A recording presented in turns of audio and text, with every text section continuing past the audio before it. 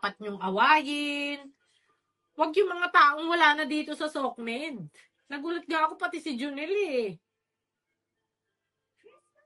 Nakasali sa usapan. In fairness, masaya kami noon nung nagkita kami ni Junel at saka ni Natsu. Nagkaraoke kami.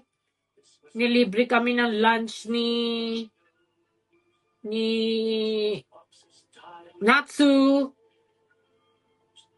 Ayun, tapos naghiwa-hiwalay kami ng masaya.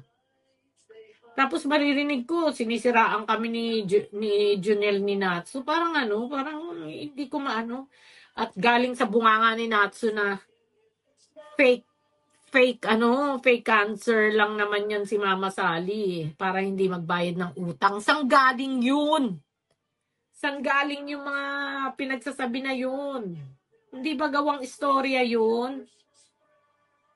Kasi nasabi ko na dito, nung ako ay nagkikimo,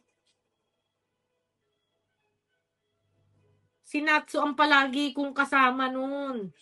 Hindi ko siya kasama. Everyday nag-uusap kami niyan. Sine-check niya daily. Oh, kumusta na Mama Sally? Okay ka lang? O, nagluto ako ng ganito. Padalahan kita. Siyempre, ako tatanggi. Sabi ko, wala naman akong panlasa. Lasang kalawang lahat. Mga ganyan. Hindi naman ako nakakakain.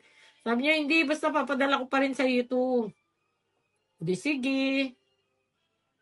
So, kung lagi akong kausap ni Natsu ng mga time na yon, na alam niya na nagpapagamot ako, alam niya na may cancer ako, lalabas ba sa bunganga niya yung peking cancer yan si Mama Sally dahil ayaw magbayad ng utang?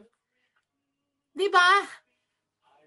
Sinong bobo magsasalita ng ganun? Hindi ko pinagtatanggol si Natsu. Sinasabi ko lang yung facts ba? Naputa si Natsu ang unang nakakaalam eh. Nagkikimo ako tapos sa bibig din niya manggagaling yung yung fake chemo, fake cancer si Mama Sally. Fake na sakit yung cancer niya para lang hindi makabayad ng utang. Parang unbelievable. Para masabi ni Natsu yun. Maybe si Natsu hindi nyo maintindihan, nasasabihan ng mayabang, nasasabihan ng gano'n. Lahat naman ng tao, may mga